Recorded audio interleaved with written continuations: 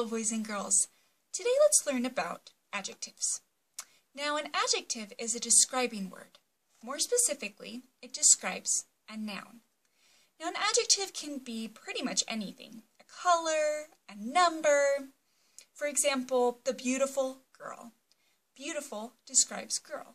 The adjective is describing the noun. Now, I think adjectives are magical. They have power in writing and in reading. They help you really create this picture in your mind. They take you and your imagination to a magical place. And so I think adjectives are just so powerful because of that.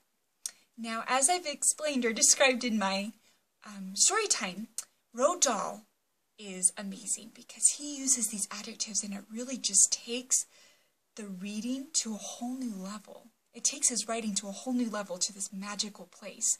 So what I would like to do is I'm going to read a small excerpt of one of Roald Dahl's books, James and the Giant Peach.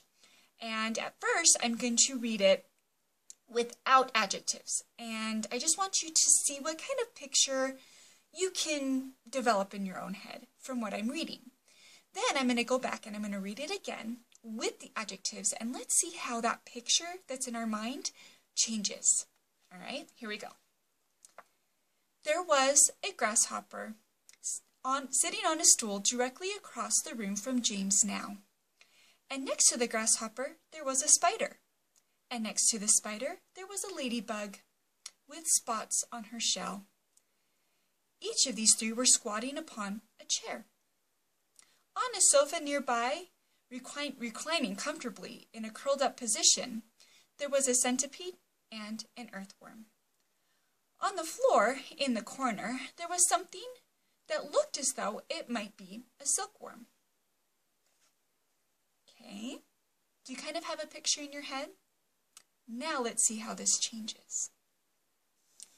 There was an old green grasshopper as large as a large dog sitting on a stool directly across the room from James now. And next to the old green grasshopper, there was an enormous spider. And next to the spider, there was a giant ladybug with 9 black spots on her scarlet shell.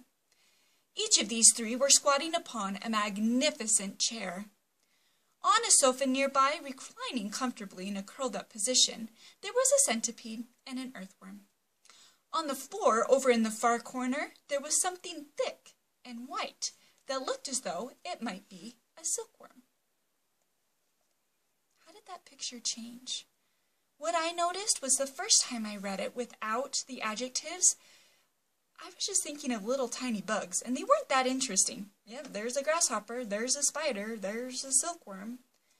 But as I added the adjectives in, all of a sudden the characters kind of came alive to me. They became more interesting, and I could picture them better in my head the way that Roald Dahl wanted me to picture them. He didn't just want me to picture a grasshopper. He wanted me to picture an old green grasshopper that was as large as a dog. So now I'm thinking of this grasshopper actually sitting up in a chair, not just this little tiny guy that you can barely see on this chair. And I knew that it was a magnificent chair that helped me to picture how big this grasshopper really was. And the enormous spider, not just a little guy maybe dangling from the ceiling or just sitting perched on the chair. No, it was an enormous spider, right? And the way that he described the ladybug with the scarlet shell and the 9 black dots on her shell, right?